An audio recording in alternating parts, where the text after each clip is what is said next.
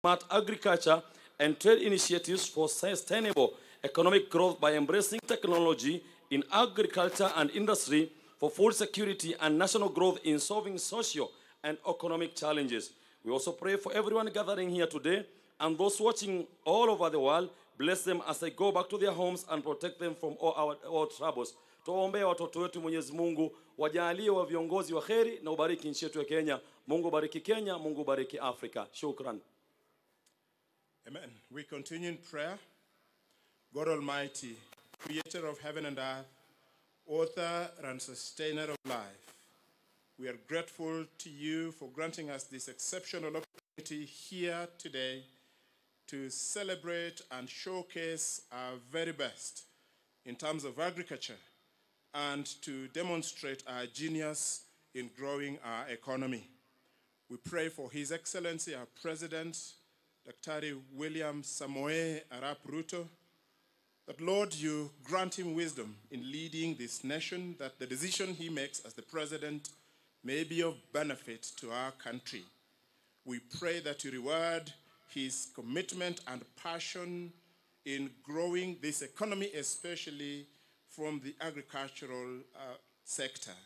We ask of you, dear Lord, that you bless the efforts of all those who formulate and implement policies that are geared towards stirring up economic growth in this country, in particular the executive, the ministries led by cabinet secretaries, counties and all government agencies, that the decisions they make in regard to growing this economy will be blessed by you, that every Kenyan will feel the impact of growth.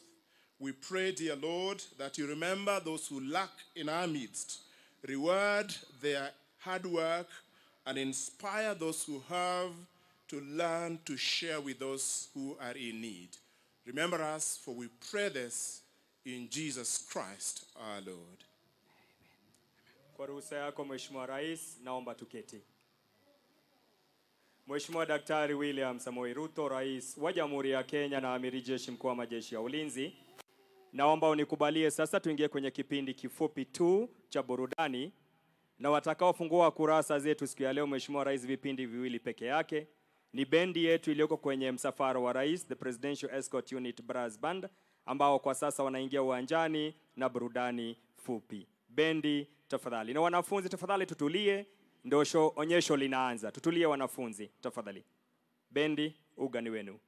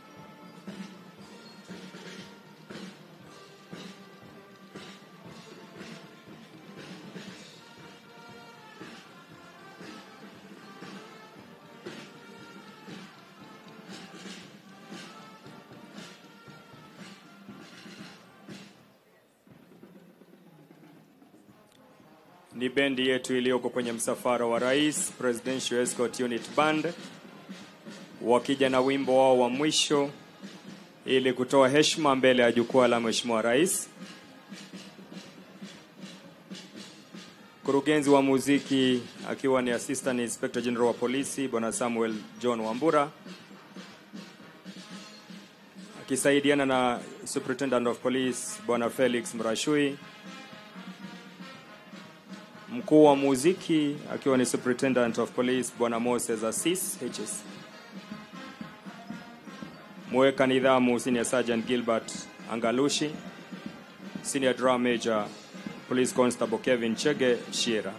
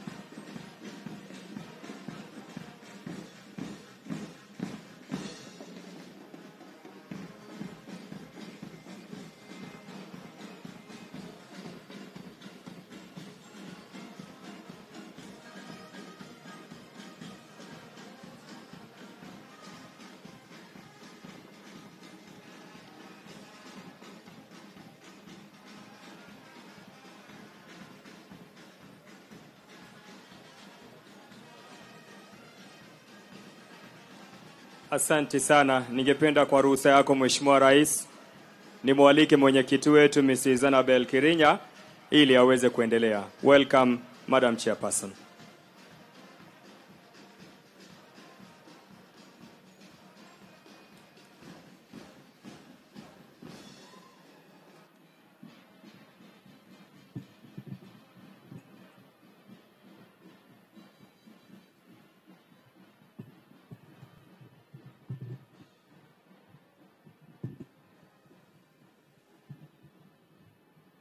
Thank you.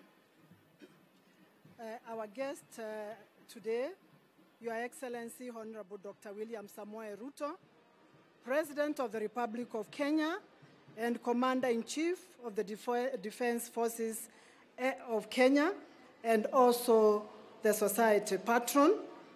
The Deputy Chief Justice, Honorable Justice Philomena Mwelu, Honorable Aden Duale, Cabinet Secretary, Ministry of Defense, and other Cabinet Secretaries present. Principal Secretary, Crop Development, Kelo Hartsma, and other Principal Secretaries present, Ambassadors, and High Commissioners present, the Governor, Nairobi City County, His Excellency Honorable Johnson Sakaja, and the county leadership present, Vice Chief of Defense Forces and Service Commanders present, ASK Nairobi Branch Chairman, Mr. Joseph Mugo, sponsors of the 2023 Nairobi International Trade Fair, distinguished exhibitors, farmers, and the people of Nairobi City, ladies and gentlemen. Your Excellency, on behalf of the ASK fraternity, it is now my distinct honor to welcome you to the 2023 Nairobi International Trade Fair. Sir, this year holds a particular significance as it marks the 121st edition since the inception of Nairobi Show in 1902. We are grateful, sir, for your acceptance to grace this event and staying with us from very early this morning till now.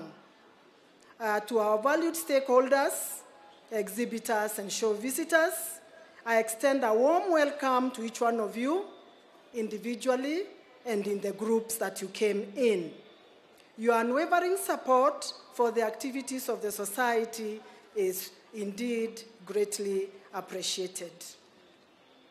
Sir, once again, thank you for accepting to serve as the society patron. We look forward to working closely with your administration to realize agricultural transformation and inclusive growth, transform the micro, small, and medium enterprise economy, as well as promote the housing and settlement plan through the Showground Development Program. Your Excellency, we are very pleased to announce that the Society has developed a comprehensive integrated mixed land use master plan with the first phase encompassing Jamhuri Park, Mombasa, Nakuru, and Kisumu Showgrounds. The Jamhuri Park master plan development is complete, sir, and the implementation has commenced with the construction of the Jamhuri Park Exposition and Conferencing Center, which you inaugurated earlier today. The Jamhuri Park Exposition and Conferencing Center is a unique and a one-of-a-kind facility in the region, boasting of an open clear span area of 3,400 square meters and auxiliary facilities that support meetings, incentives, conferencing, and exhibitions. We invite all our stakeholders to utilize the convention center for corporate events. The Society Master Plan, sir, is strategically designed to ensure that our showgrounds remain accessible and operational throughout the year. The Society has adopted the public-private partnership model in the implementation of the mixed land use development.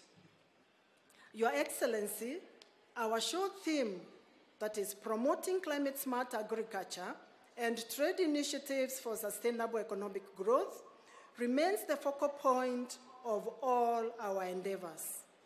We continue to emphasize the importance of integrating climate-smart agriculture initiatives in line with the national government's commitment to promoting innovation and technology for the growth of the agricultural sector within a sustainable environment. Your Excellency, sir, we are very happy to announce that this year's Nairobi International Trade Fair has attracted over 400 local and international exhibitors across various sections, including trade, livestock, as well as farm and dairy. Some of the international exhibitors are from the following countries: Argentina, Zambia, Mozambique, Egypt, Tanzania, Uganda, Qatar, Israel, among very many others. We are also, sir, happy to report the participation of both IGAD and COMESA in the trade fair. Your Excellency, I would now want to extend our recognition and gratitude to the following stakeholders whose significant contributions have made this event possible. And they are these ones among others. One, the national government, the city-county government of Nairobi, the National Health Insurance Fund, Adi Water Works Development Agency, and all exhibitors and our esteemed partners.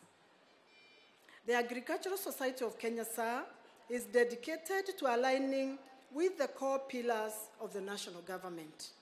In agriculture and trade, we promote technological innovations and information exchange within the agricultural and agribusiness sectors.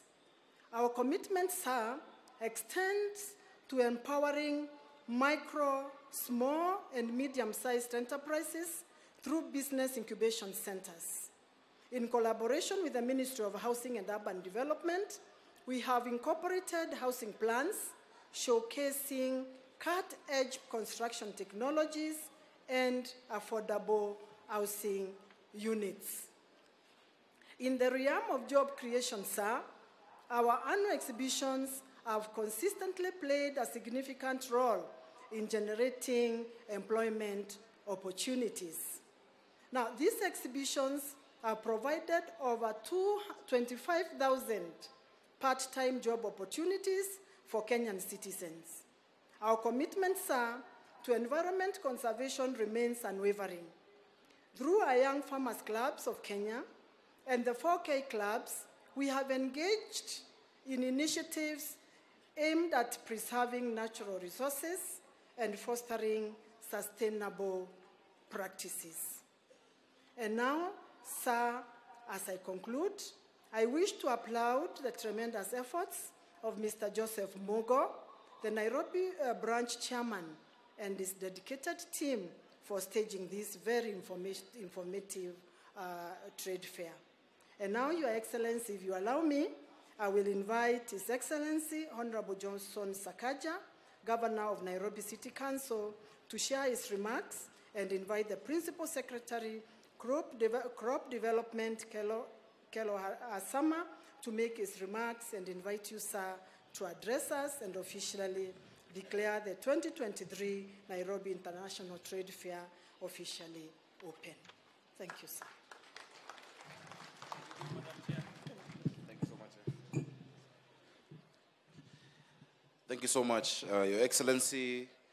I will associate myself with the protocol already established. Ladies and gentlemen, it gives me great pleasure to join Your Excellency today. And really, we must thank the Agricultural Society of Kenya and all other stakeholders who have participated in this year's show, local and international exhibitors. Your Excellency, as we've gone around, you have seen that the numbers have come up. You have seen how excited the children from all over the country are when they have seen you. And also the adults are also very excited to see you. Thank you, and we are honored as Nairobi County to have hosted you this time, for the first time as president at the Nairobi show. For many of us, Your Excellency, the Nairobi International Trade Fair, or the Nairobi show, or the show, as we fondly call it, is an important event in our calendar. Our parents brought us here every year. When we were young, many of us got lost, and found our way and got in trouble in the evening. And for those who may have gone to boarding schools and grew up elsewhere, this was also an indelible part of the calendar. I'm sure it was one of those trips you looked forward to in the third term, to the extent of joining the agriculture club just to make sure that you go to the show, whether or not you're interested in agriculture. I'm sure that has been the case. But today, Your Excellency, you listened to the children. Their level and depth of knowledge of agriculture, was amazing. And I want to applaud the 4K clubs. I think they need a round of applause. What they're doing for our children is indeed amazing. We're very excited, and I promised the young girl from Buruburu Girls, from a school in Buruburu, that we shall visit to see that what they're showing us here is also being extended in their schools, and that they can also support our school feeding program. Ladies and gentlemen, the greatest task that we have, and that I have as governor of Nairobi, is to keep providing opportunities, economic opportunities for our young people. The greatest challenge that we have, and I'm glad we have the security forces here, the greatest challenge we have as a country is not external aggression, it is not Al-Shabaab, it is not Al-Qaeda, but it's millions of young, disillusioned, disengaged young people who have no jobs. And that is the category, or rather that is where our focus must be, in providing opportunities for young people, and agriculture presents an amazing place for us to do that. Your Excellency, I was here yesterday, and I had the opportunity to go around. I visited various stands, many organizations, institutions that are here exhibiting, and I got the chance to speak to a few traders, and I'm glad you also saw some of them in the Nairobi stand. The greatest takeout that I got from them is that people are simply just looking for an opportunity, for a chance, for an opportunity to showcase their hard work and to be able to earn a living. The citizens don't want too much from government. I think all Kenyans invariably want the same thing: to go about their lives peacefully, to make something out of themselves and guarantee their children a future. Your Excellency, you have led the way in creating these opportunities for the people of Kenya, and as governors, as leaders at the county level of government, I want to pledge that we support that, and we also are following your cue in providing these opportunities.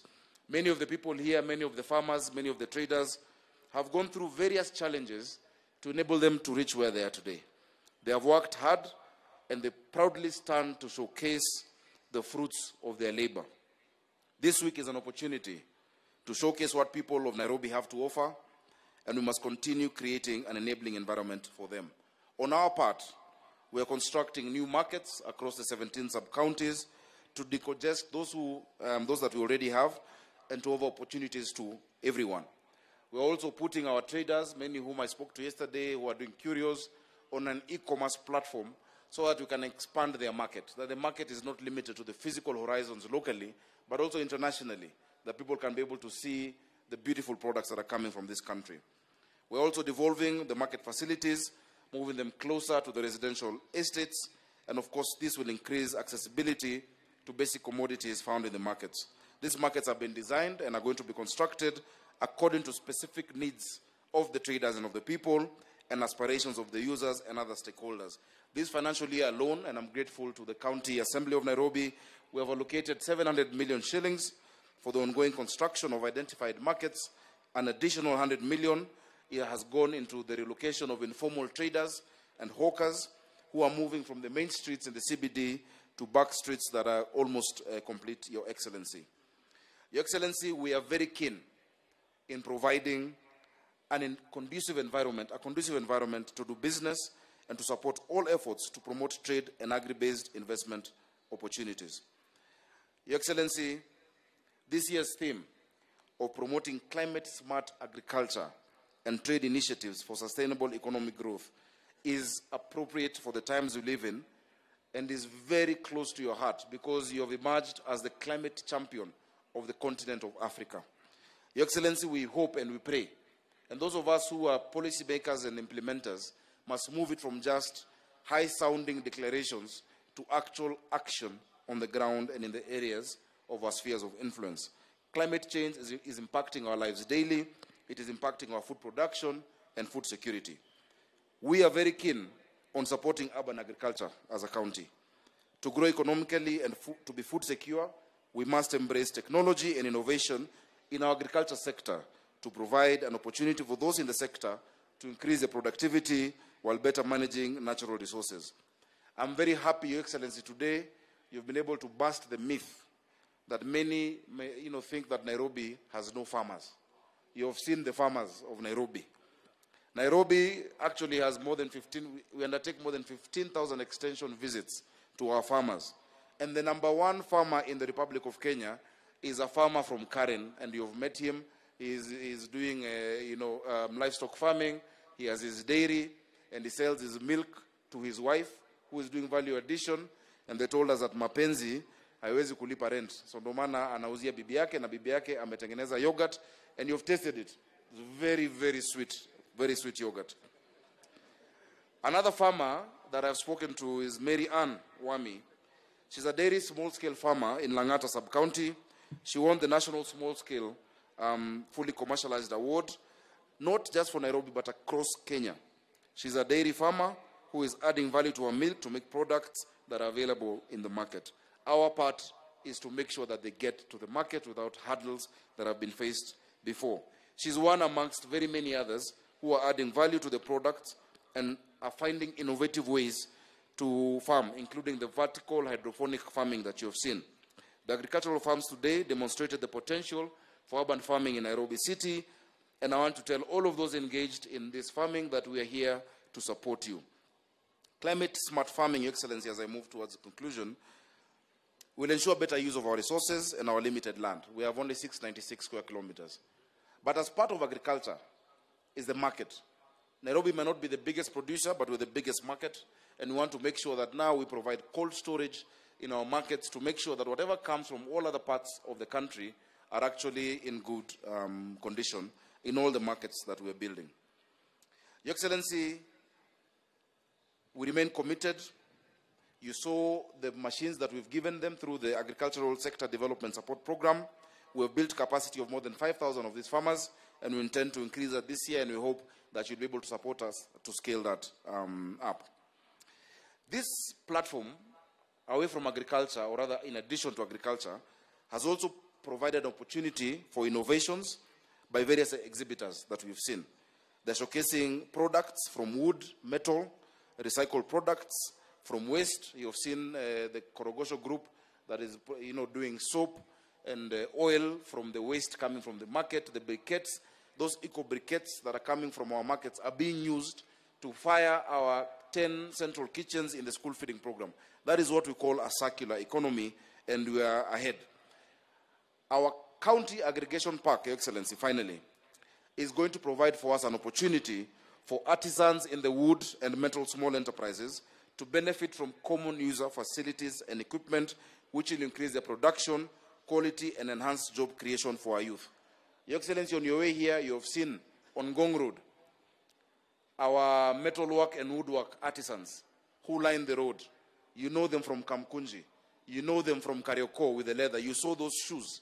There is no excuse as to why we should import shoes, while if we just provide the common user facilities to these young people, all school-going children should have shoes made in Kenya. If you want a shoe from outside, that is a luxury, you should pay for it. But that money should allow us to create jobs. These jobs will not create themselves, Your Excellency, and that's why we're supporting you. It is concerted and deliberate effort like what we are doing, and that's why the County Aggregation Industrial Park project, where you're matching us shilling for shilling as counties, is a part of that process. We will create opportunities and jobs for our young people. To all the exhibitors, to everybody who's come to Nairobi, Karibuni Nairobi, you can count on us for your support. To the Agricultural Society of Kenya, you can count on us. We have done the lighting, we've done the roads, and I'm glad that you've accepted that we can innovate together. That we can innovate further together. Your Excellency, this land that we're sitting in is very prime land that needs to have value throughout the year. I congratulate the SK for what you've done with the convention facility, but it cannot be that we only use this for 1 week in the whole year. There's so much more that we can derive for it, especially for our young people. Thank you so much, Your Excellency. Thank you for gracing this event. Asanteni sana. Now it's my pleasure and honor to invite the Principal Secretary to make remarks on behalf of the Cabinet Secretary for Agriculture. Karibu. Thank you very much. Your Excellency, Honorable William Ruto, President of the Republic of Kenya, all protocols observed. I'm delighted, Your Excellency, to welcome you on behalf of stakeholders in the agriculture sector to this year's Nairobi International Trade Fair. We feel honored that you have found time to be with us here despite your busy schedule. We really appreciate this kind gesture, which clearly demonstrates your commitment to the sector. To actualize the bottom-up economic transformation agenda, I'm happy to report that agricultural enterprises make up the bulk of the value chains that have been prioritized to accelerate economic recovery and inclusive growth in our country. In this regard, the ministry has laid out interventions to accelerate the development of these enterprises. Your Excellency, due to its nature, Nairobi County is not among the top agricultural producers. However, it is the leading county in agro-processing and value addition. Additionally, Nairobi is also Kenya's and East Africa's leading center for provision of agricultural machinery, equipment, finance, information technology, and logistics services. The city serves as an export hub for agricultural products. Jomo Kenyatta International Airport, for instance, serves as an important center for export of perishable produce like flowers and vegetables to international markets. Your Excellency, recently on 16 September 2023, we launched the inaugural avocado shipment to India, and we expect this initiative to spur development in the avocado value chain. There is no doubt, therefore, that Nairobi City County plays a crucial role in the agriculture sector. The theme of this trade fair resonates well with the dreams and ambitions of the government of Kenya, and the various technologies being displayed here by local and international exhibitors are suitable in addressing the key challenges facing agriculture in our country. I would like to urge participants to take advantage of these technologies to improve our agricultural production and productivity. I also wish to assure all the stakeholders that the ministry will continue to provide the enabling policy and regulatory environment to spur agricultural development in line with our national policies. Your Excellency, sir, with these few remarks, it is my humble duty and privilege to invite you to address the participants and officially open the 2023 Nairobi International Trade Fair. Karibu sana, Your Excellency. Asante sana Bwana PS, tafadhali tuketi. Asante sana mawaziri mlio hapa, principal secretaries, wageni wote, wananchi wa Nairobi na Kenya na marafiki zetu waliotutembelea, hamjambo.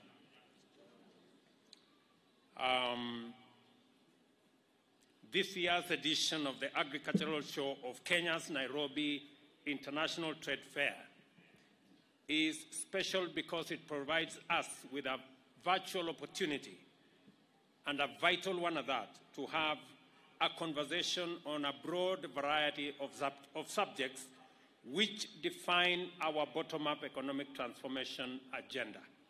In doing so, it demonstrates the power of agriculture as the engine of Kenya's economy and its potential to propel even greater rates of growth and development. At the foundation of our reflections today, I invite you to consider the intersection of many topics around agriculture and agricultural transformation. To begin with, the idea of elevating the famous Nairobi National Agricultural Show into an international trade fair, where today we have representatives from various African and international and other countries, came out of the realization that agriculture is the prime mover of our nation's economic activity across sectors and beyond our borders. It is therefore critical that we use opportunities such as this to engage a broader regional, continental, and global audience. The conjunction of agriculture and trade is just one, and certainly not the only example of the manner in which agricultural transformation and performance directly affects the performance of other sectors and is also affected by the activities in other spheres of economic pursuit. Once we proceed beyond subsistence agriculture, we have to take account of such matters as competitiveness, productivity, efficiency, value addition, manufacturing, and most certainly, trade, both local and international. This matter means that we must also give consideration to linkages, both forwards and backwards, between agriculture and industrialization, trade and services sector, as well as the powerful connection between agricultural performance and the most critical challenge we confront today, the cost of living, the subject of poverty, trade deficit, and of course, the big influence agriculture has on unemployment. I shall therefore focus on the plan being implemented by the government to address our most critical development challenges, with specific emphasis on the salient aspects of this year's theme: high productivity, technology-enabled, and science-driven climate-smart agriculture, together with globally competitive trade in high-value agro-industrial products.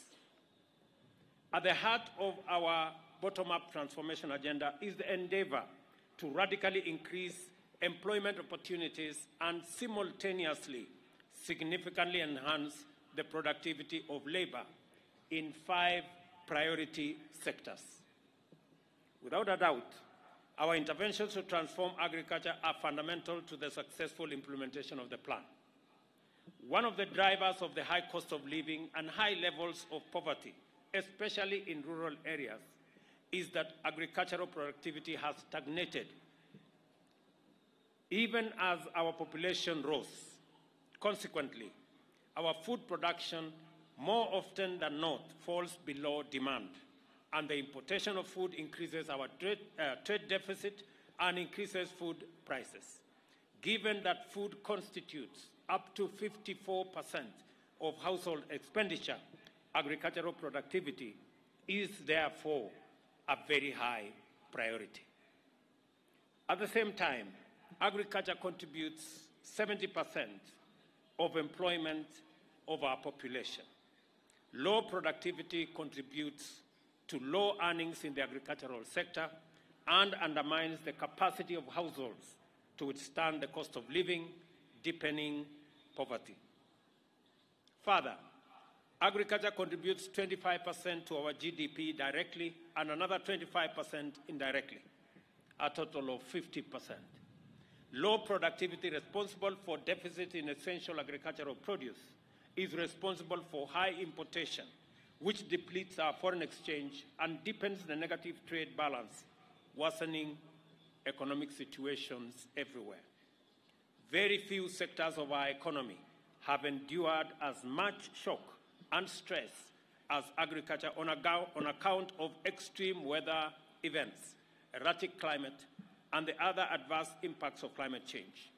Our nation and our region has just emerged from a devastating spell of drought, which lasted for 6 seasons, leaving behind a catastrophic trail of famine, undernourishment, loss of crops and livestock, disrupted livelihoods, increased poverty, and weakened resilience. Yet we are not here to talk about all that is negative, especially when the prospects of a turnaround are so clear before us. This overview is intended to be a contextual backdrop of the opportunities that exist for local and international investors to direct capital and technology into agriculture and agro-industrial manufacturing in order to set out our economy on a path of transformation. We make agriculture a high priority for strategic intervention for a range of excellent reasons. The first, of course, is that directly and positively affects the incomes of 2/3 of our population. Higher incomes not only make a better standard of living possible, it facilitates savings, investment, propelling growth, and makes agriculture offer higher employment and income multipliers and contribute to significant poverty reduction. Equally critical is that such intervention and intentional intervention at that addresses the cost of living, especially for the poor who spend up to 60% on food, as well as households in general, for whom food contributes, as I said earlier, 54% of their expenditure. Utilizing our full agricultural potential can mitigate our dependence on food imports, protecting our foreign exchange, and insulating us from vulnerability to international price shocks. At the same time, we remain most globally competitive in agriculture, both in traditional crops like tea, coffee, cut flowers, and vegetables, as well as emerging export crops such as macadamia and avocado. This means that transforming agricultural activity will turn around our balance of trade through increased exports. It is the reason why, as the Governor of Nairobi said, we are expanding the footprints of markets across Kenya. Apart from the markets we are building in the city of Nairobi, we are building another 400 markets in rural areas in Kenya and 47 county aggregation and industrial parks. This will serve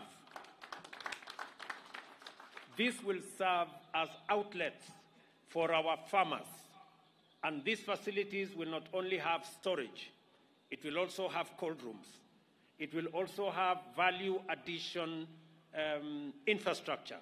And it will also have common user facilities for people in the space of agro-processing and value addition, so that we can not only create jobs, we can also add value to our products, increase incomes for our farmers, and eliminate wastage.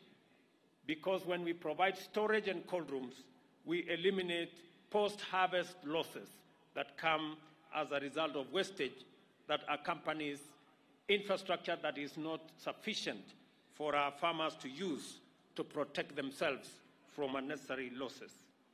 Kenyan manufacturing remains largely defined by agriculture.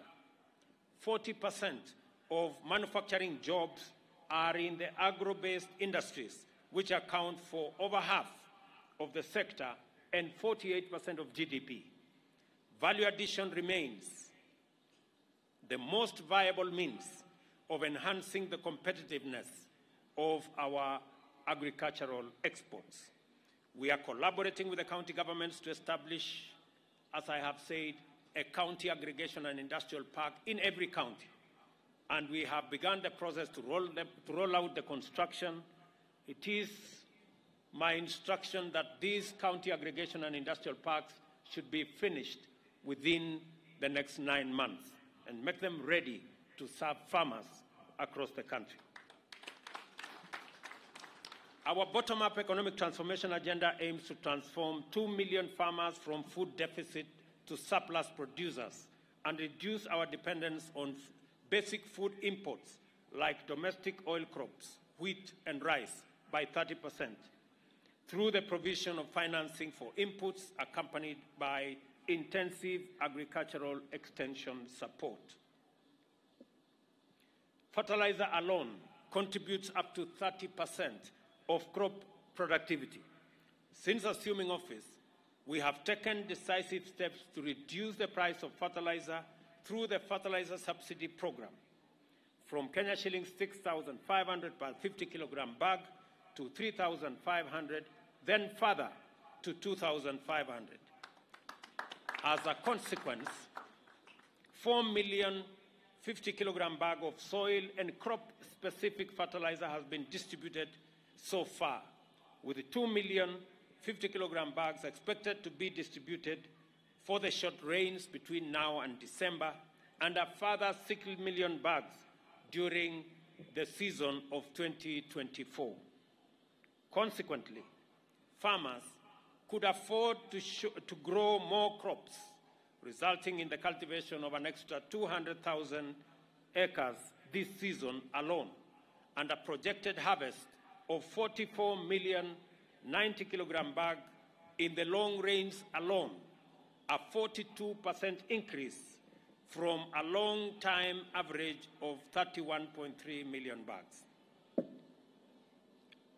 To turn agricultural production around to an accelerated growth trajectory, we have also made adequate provision to raise productivity in key food and other value chains, including edible oils, rice, cotton, dairy, beef, and leather, to boost tea sector and reform underperforming and collapse export crop value chains that have challenges like coffee, cashew nut, pyrethrum, and new crops, avocado and macadamia.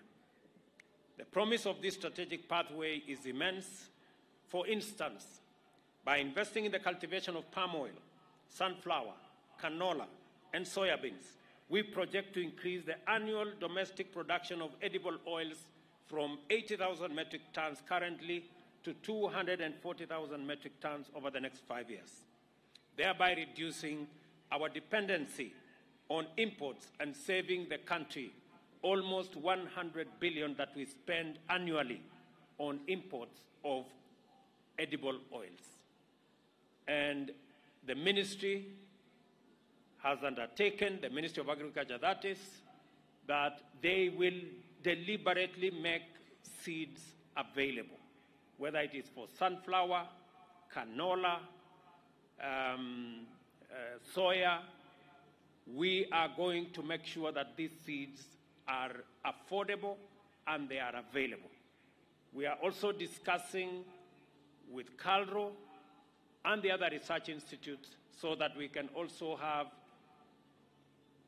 wheat varieties that are researched appropriately so that we can enhance our production in the wheat varieties that we have. Similarly, the expansion of our rice production schemes in Ahero and Mwea, as well as the establishment of new ones in Tana River and in Migori, can make the country self-sufficient, saving us another 34 billion in imports. On the other hand, accelerated investment in cotton value chain will reduce our fabric importation by at least 50% and take Kenya's textile exports to 150 billion by 2027. I am happy to note that there is already a running program on importation of high-quality seed of cotton that will be made available to farmers.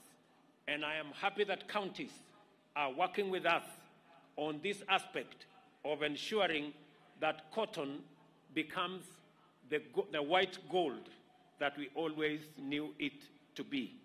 I want to encourage the county governments that are working with us to work with the Ministry of Agriculture as we deliver cotton seed for them to engage in the growing.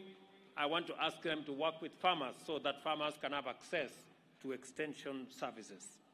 Tea is the direct and indirect employer of 6.5 million people, or 13% of our population, including 750,000 farmers in 19 counties. Over the past year, the government has invested 4.4 billion in fertilizer price subsidy for our tea farmers, converting and covering the catchment area of all 54 smallholder factories.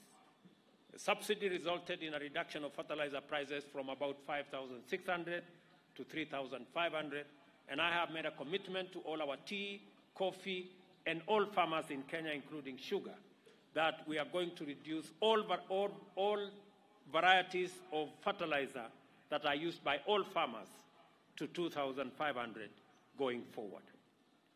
We have also developed a proposal to establish a framework to provide incentives for investment in local value addition of tea. Keteba, which processes smallholder tea, participated in the inaugural export of the economic community of West Africa states under the EAC and EFTA program. Under the coffee revitalization program, 72 factories are earmarked for upgrading. Additionally, farmers are to be provided with seedlings and fertilizer at subsidized prices. The aim is to increase productivity from 2 kilograms per tree to 10 kilograms and raise production from 50,000 metric tons to 102 metric tons per annum by 2027.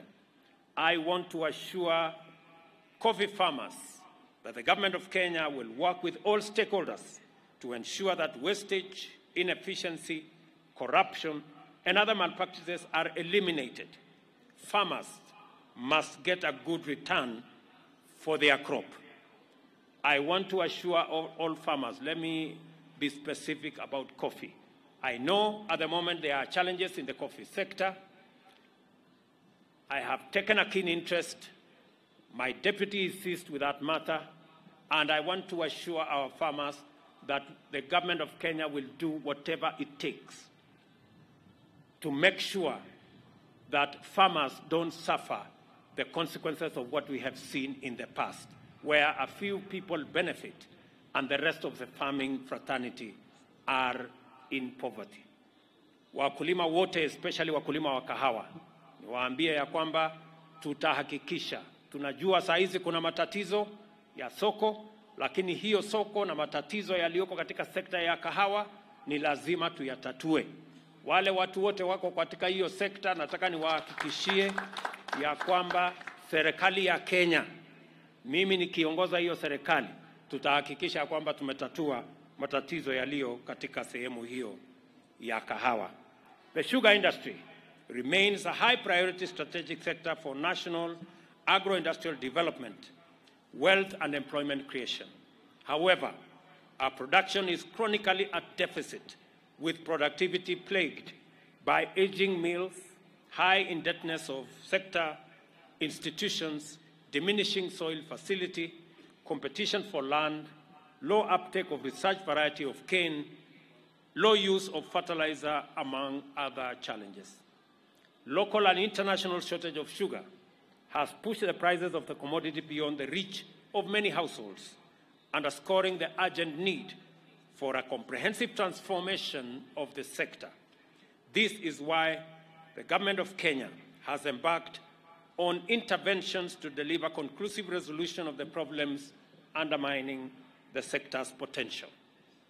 To begin with, the Cabinet has approved the write-off of Kenya shillings 117 billion of debt owed to state-owned sugar mills and companies in preparation for the leasing of the mills to private investors.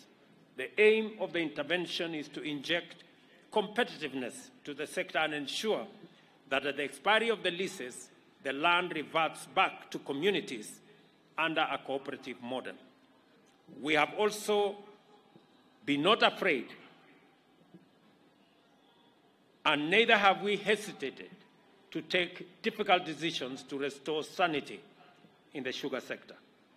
Regulatory reforms are being undertaken to empower farmers and give stakeholders a say in the affairs of the sugar industry.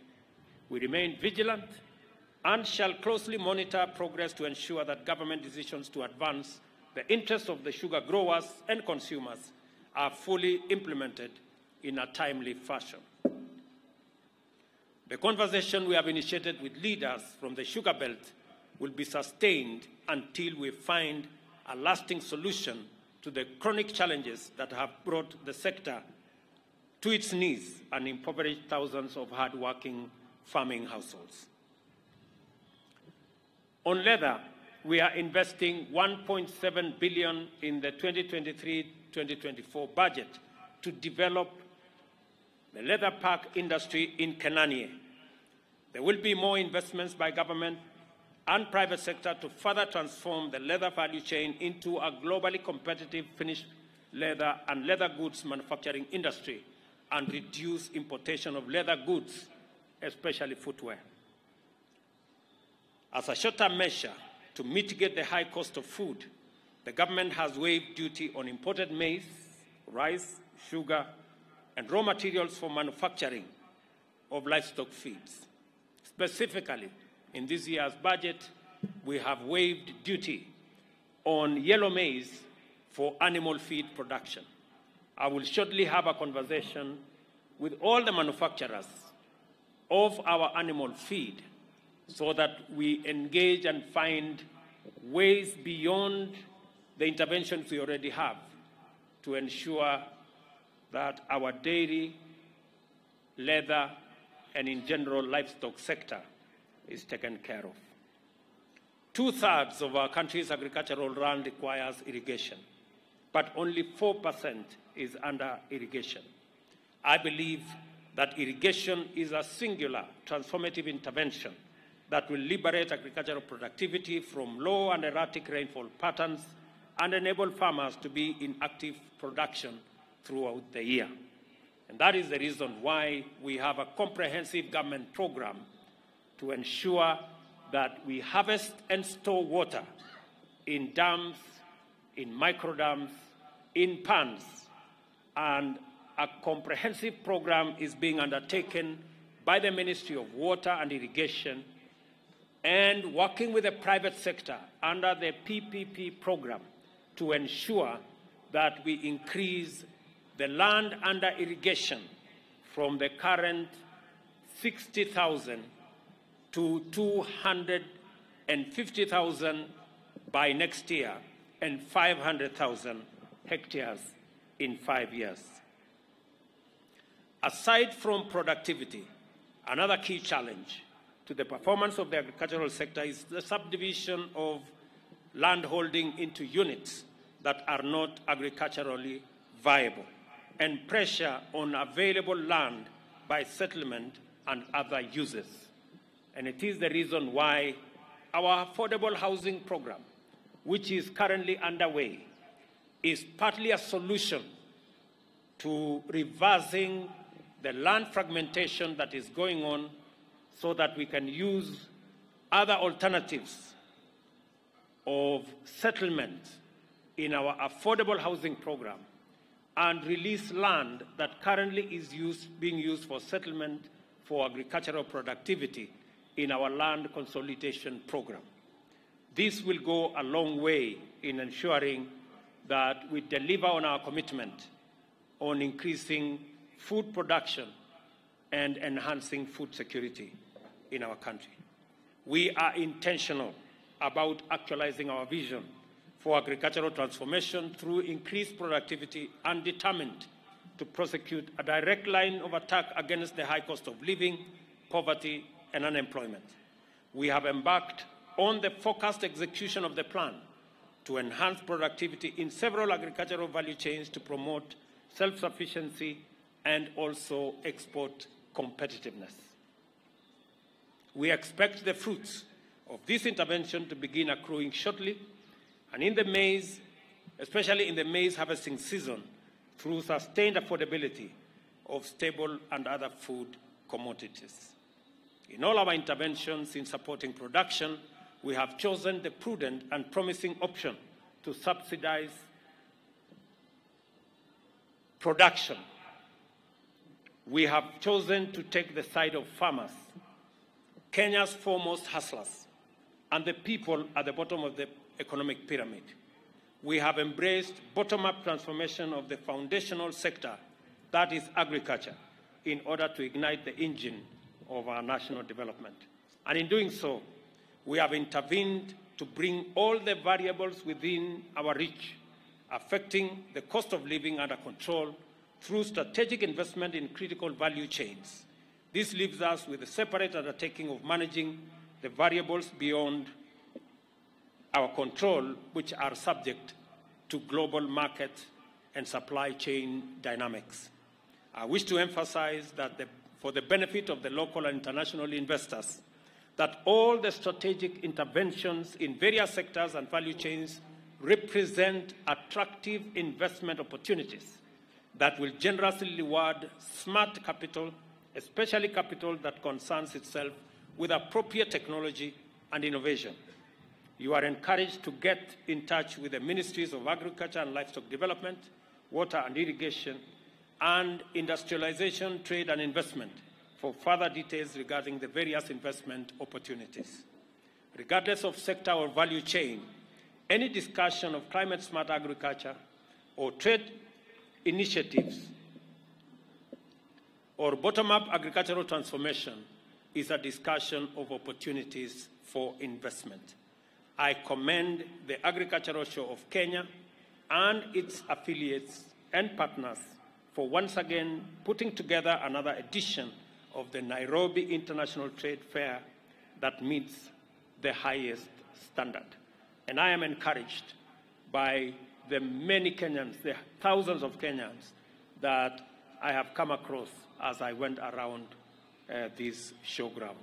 Congratulations to the organizers, my very best wishes to ASK, and we look forward to working with you going into the future. Asanteni sana. Na nataka niwashukuru wakulima wote. Vile nimesema hapa, kilimo ni muhimu kwa sababu inatusaidia kupunguza gharama ya maisha kwa kuhakikisha kwamba tunazalisha chakula ya kutosha. Kilimo ni muhimu kwa sababu inatupatia raw material ya viwanda zetu zote. 40% ya raw materials ya viwanda zetu zote zinatoka kwa kilimo. Kilimo inatusaidia katika kupanua nafasi za ajira katika taifa letu la Kenya. Na kilimo pia inatusaidia kuondoa umaskini katika taifa letu la Kenya. Na ndio sababu tumetia mkazo mkubwa na tumeweka maanani sana mpango yetu ya kilimo na kusaidiana na wakulima ili tuongeze mapato ya wakulima, tuongeze nafasi ya ajira na tuongeze nafasi ya kupanua viwanda zetu kutumia kilimo na bidhaa zinazotoka katika kilimo. Let me also take this opportunity to say we are truly happy. Ni jambo ambalo alihusika ni na mambo ya hapa show, lakini nimepatiwa habari ya kwamba Kenya ikiungana na Uganda na Tanzania tumefaulu kuwa host wa AFCON in 2027. Nataka nipongeze wizara yetu ambayo inasimamia michezo na washikadau wote katika sekta hiyo, kwamba ile mpango tumekuwa nayo ya kubadilisha mambo katika sekta ya mchezo sasa inaanza kufua dafu. Many people never believed that we had a chance of hosting AFCON in 2027 because of the state of our football and the state of our sports in general. But I am very proud today that Kenya, together with our partners in Uganda and Tanzania, jointly we have won the right to host AFCON in 2027, and we are very proud of this achievement. We will now mobilize every resource. We will mobilize every person and every sector to make sure that we deliver a world-class football event in 2027.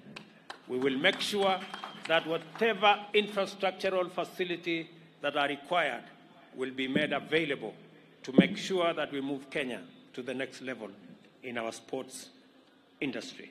Asanteni sana na Mungu awabariki. Thank you. Asante sana Mheshimiwa Rais. Nitamuomba ruhusa Mheshimiwa Rais kutulia kidogo kwenye kiti chake ili tuweze kujipanga kwa wale ambao wanaopokea awards. Nimwalike Bwana John Kibera na CEO wetu wajongee hapa mbele ili tuweze kujipanga. Na wale wote ambao wanaohusika in the awards, kindly we meet on my left. CEO and Mr. Kibera. Your Excellency, the President of the Republic of Kenya, the Society Patron, we kindly request you to present the following members who have rendered exemplary and continuous service to the ASK. We start with the live governance position, 25 years.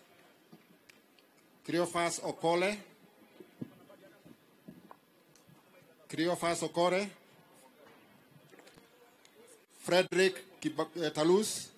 Frederick Talus.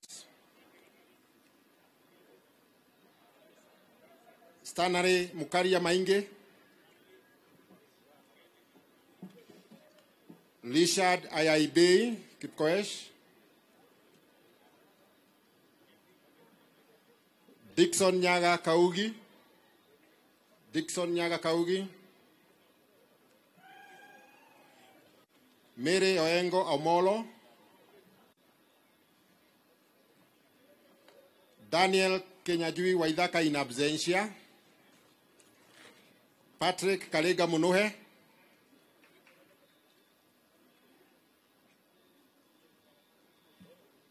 Enoch Kimutai.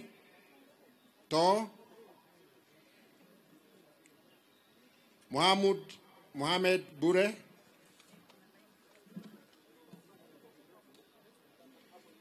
$50 years award. Lee Canon Humphrey Were.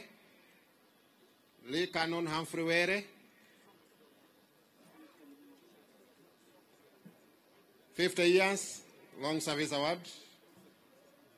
40 years award, Joseph Mugo.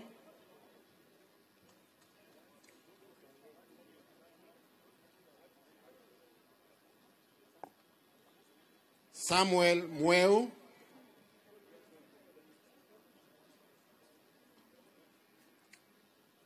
Thank you, Your Excellency.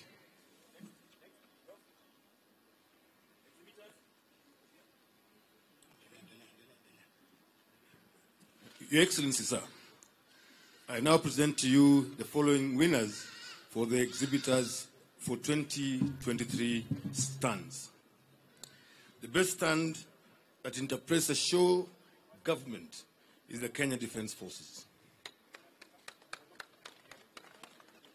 The best innovation and intention stand, Kenya Defense Forces. Tuwape makofi Kenya Defense Forces. Na rais ndiye amiri jeshi mkuu wa majeshi yote ya ulinzi. The best stand that interprets current show theme, education and research, University of Nairobi.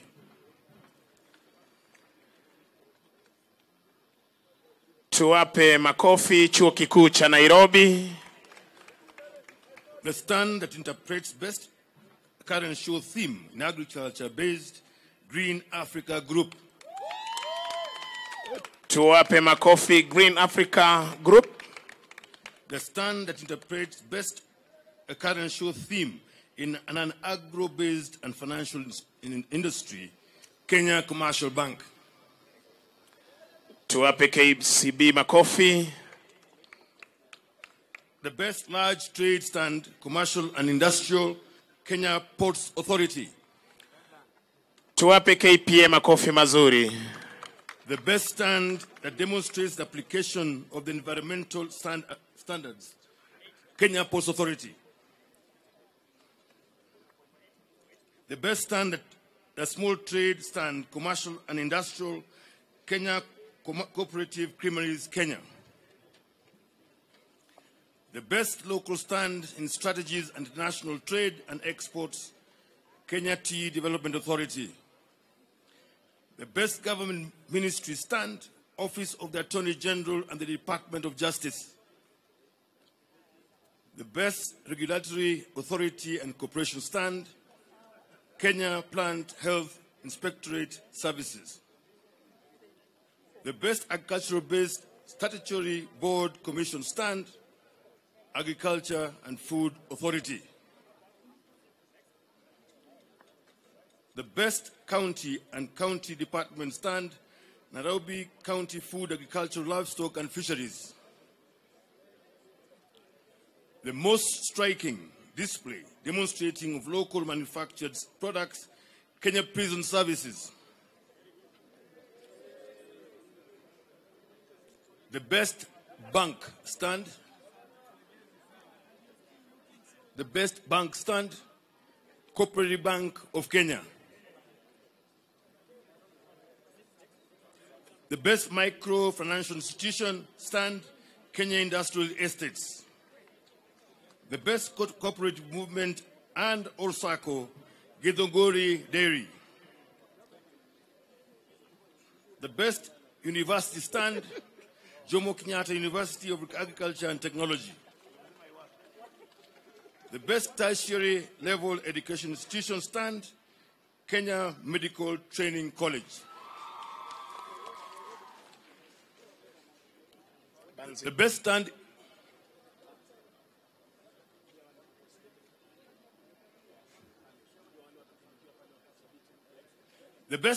in research and development and seed, Kenya Seed Limited.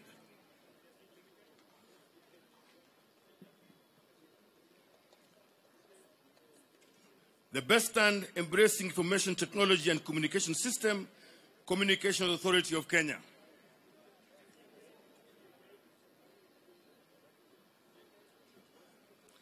The best government social function stand, the judiciary. The best organization, association, community projects stand, Kenya Forest Services. And finally, the best media stand, the presidency, State House.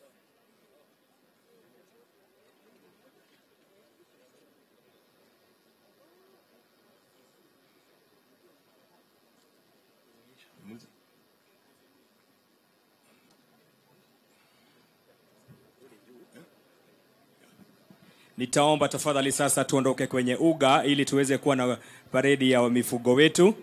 Tafadhali niombe sasa tumpe nafasi Mheshimiwa Rais kuweza kutazama. Ni kwa ajili ya muda hatungezipeana zote 80 lakini tumepeana kama ishara, just symbolic, kindly. Livestock parade, we proceed. Kari, if you can hear me, kindly proceed to where I'm announcing from. Kari, the announcer. Tuondoke sote tafadhali kwenye uwanja ili tuweze kuwa sasa na paredi yetu ya mifugo ambayo ni kilele cha sherehe hii na kisha baadaye sherehe za machweo. Kwa sasa Mheshimiwa Rais, ni paredi yetu ya wanyama, gwaride la wanyama. Namuona mzee wa kazi Kari akiongoza pale mbele ili aweze kufika hapa Mheshimiwa Rais na kutuelekeza kadri mambo yanavyojiri katika kilimo chetu. Nitaomba waje moja kwa moja, ofisa anayetusaidia tafadhali waje moja kwa moja.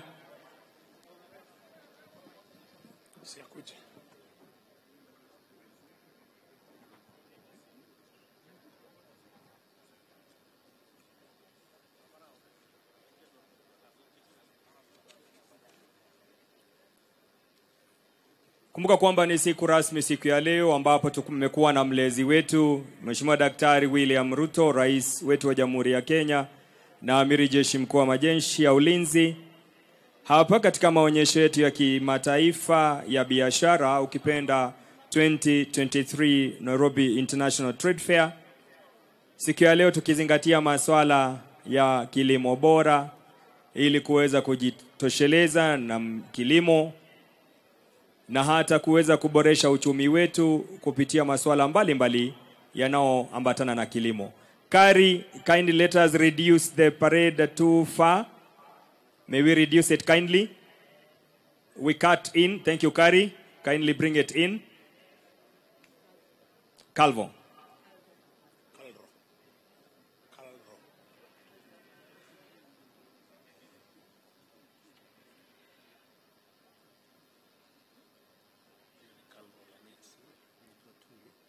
Turi, thank you so much Turi and the organizing team kwa gwaride hili nzuri la mifugo wetu, wakiongoza wanyama wetu ambao ni ng'ombe, kisha kule nyuma watafuatia mbuzi na kondoo, na tutakuwa tunamaliza gwaride letu. Kwa hivyo nitakuwa nampisha atakayemweleza Mheshimiwa Rais ndugu yetu Turi ili tuweze kupata kufahamishwa zaidi kuhusiana na hawa wanyama ambao watapita mbele ya Mheshimiwa Rais siku ya leo.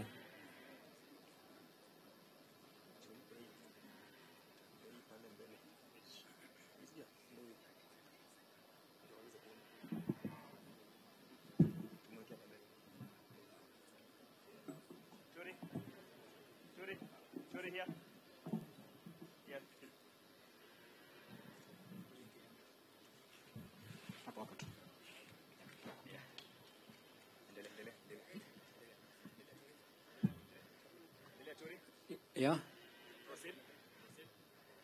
Welcome, Your Excellency. We are presenting you the Boran breed, the Kenyan breed, developed in Kenya. That's why it's leading the parade.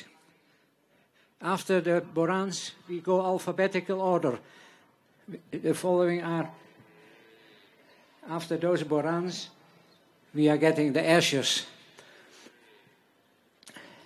Those Borans, they come from very hardy areas, I think you know. And they always come with the young ones because they can't leave them at home. They must come. Ashers from Olgatongo, Ashers from Katuka. Ashers is a very good dairy breed with good quality milk and very good quality animals. After that, we get the Holstein Friesians from Namandala. They are very beautiful animals and very good as well. We did judge them this morning, and I hope the champion of the Friesians will be here as well. Dairy Cattle Research Navasha as a champion. Nyara Herd has done very well with her animals, and they are very beautiful. Now, where are the other animals going now?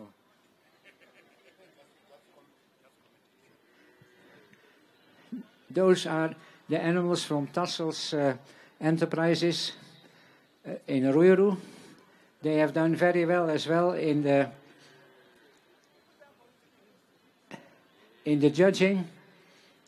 But voglio poter angia. Sì. Dio. Ok, vanno qui già sasa.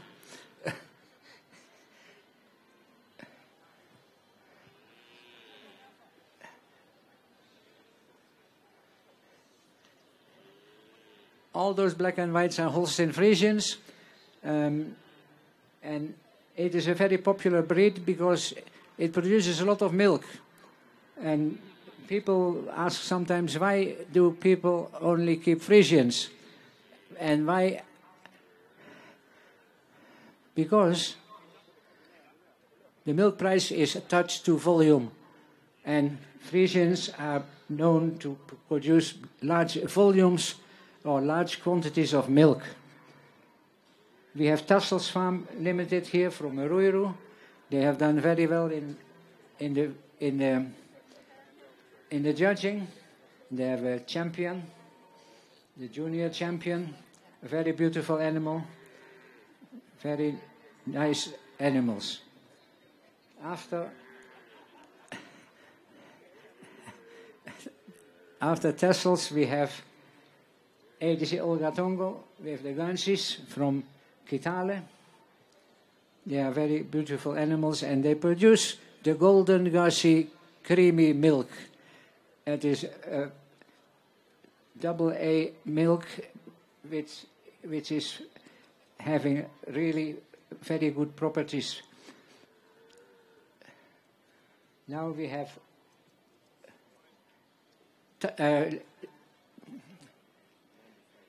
Leisure Farm from Nandi South.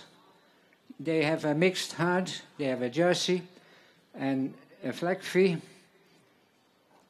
And I think, and they were heading by a bull which they have been trying to do some fat stock as well, but they have not succeeded. These are the Sahiwals from Naivasha. It's a dual purpose breed, and in Naivasha they have a project crossing them with Holstein Friesian. These are the brown Swiss. That is, they say as well, a brown Swiss, a dual purpose breed. There is one from Lisha Farm and an Asher from Lisha Farm. The Charolais is a beef breed from Suam Orchards, which as well in Kitale, Transnzoia. We have the champions from ADC Nai, which is also Kitale, and followed by the crossbreeds from Dairy Cattle Research Station, Kalaro, Naivasha. So those two black ones, they are crosses between Sahiwal and Holstein Friesian. And they gave now a reasonable amount of milk. Yeah. The goats from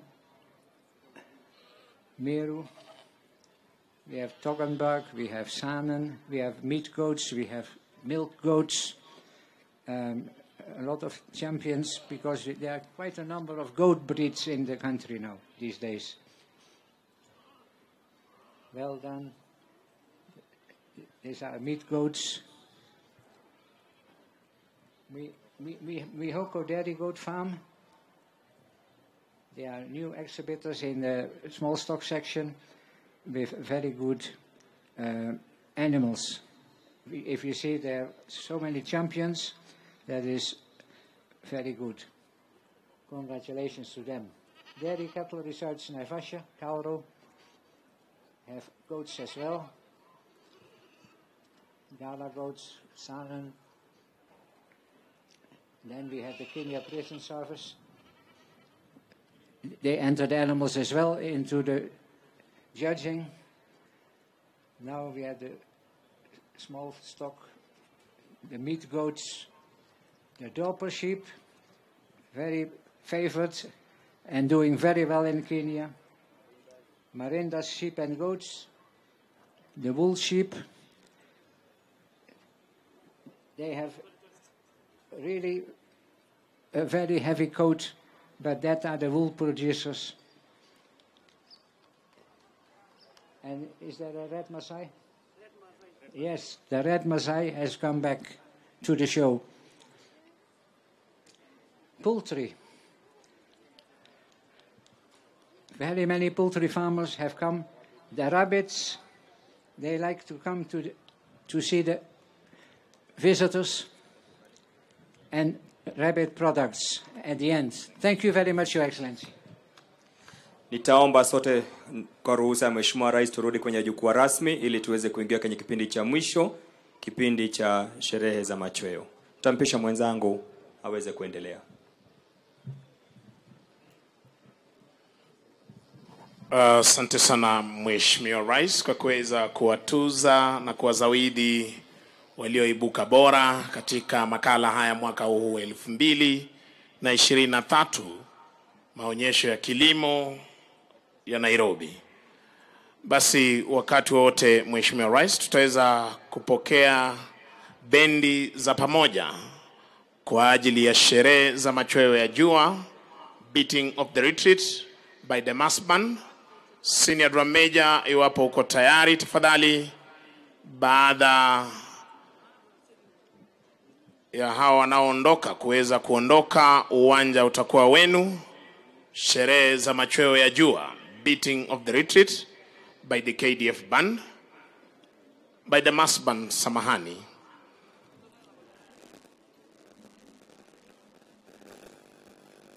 Hizi ni bendi za pamoja zinazohusisha asasi zote za usalama. Bendi ya jeshi letu la nchi kavu, jeshi la wanaanga, jeshi la wanamaji, National Police Service, Administration Police, Kenya Prison Service, Kenya Wildlife Service, Kenya Forest Service na vijana wa huduma kwa taifa.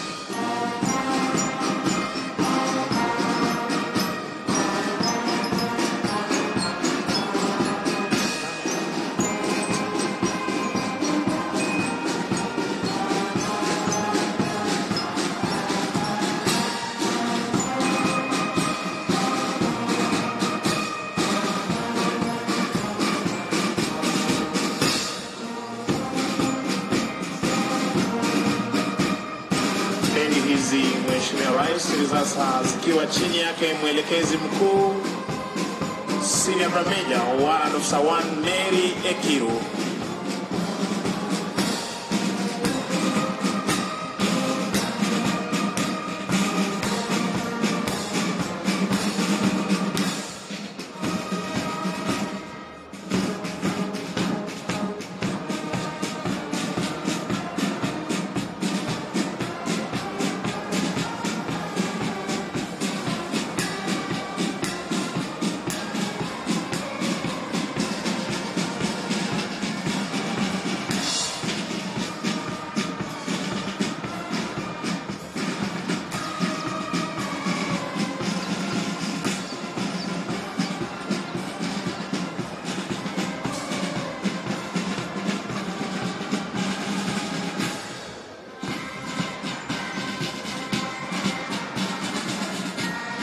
Nilivyokuwa nimesema hapo awali, ni bendi za pamoja zinazohusisha asasi zote za usalama, bendi ya jeshi letu la nchi kavu, jeshi la wanaanga, jeshi la wanamaji, polisi wa taifa, General Service Unit, Administration Police, Kenya Prison Service, Kenya Wildlife Service, Kenya Forest Service na vijana wa huduma kwa taifa.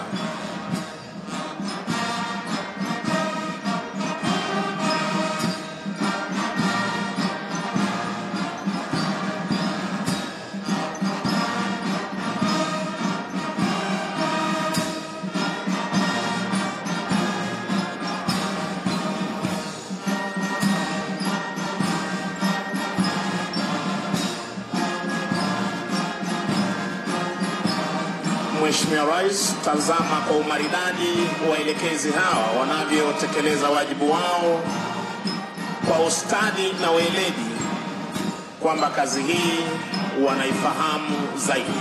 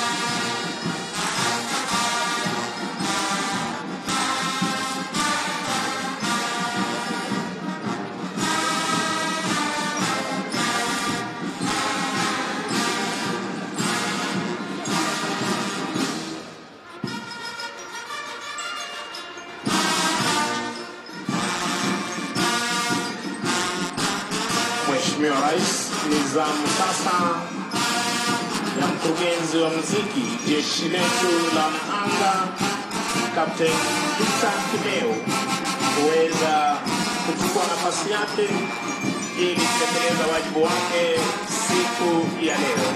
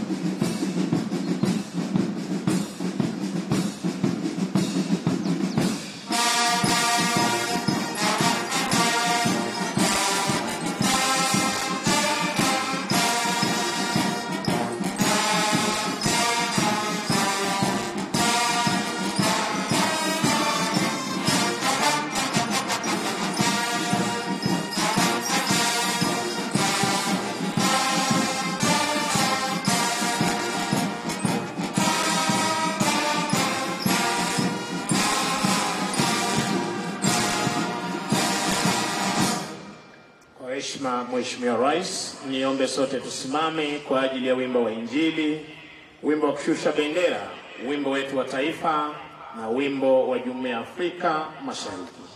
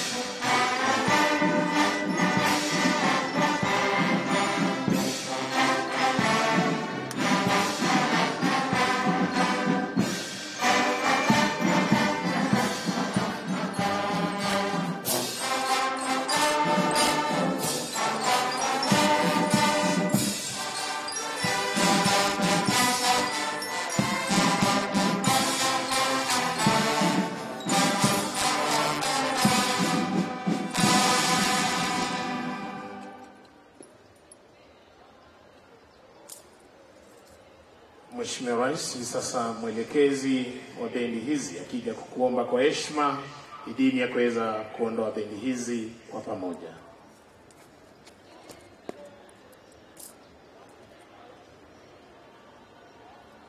Your Excellency, may I have your permission to march off the mass band, sir?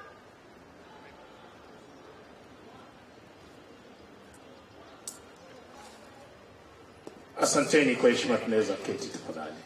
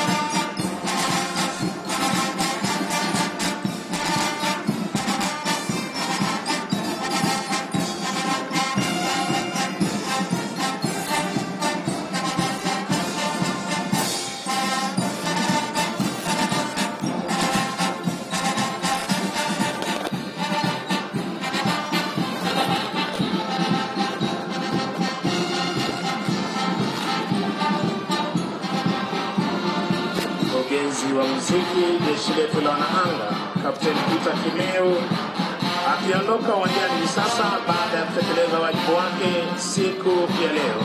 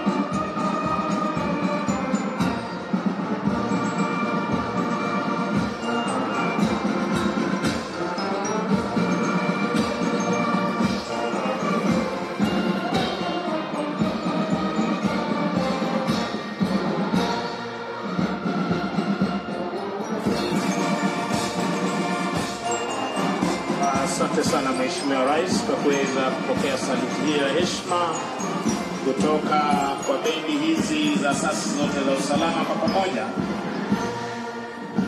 Ningependa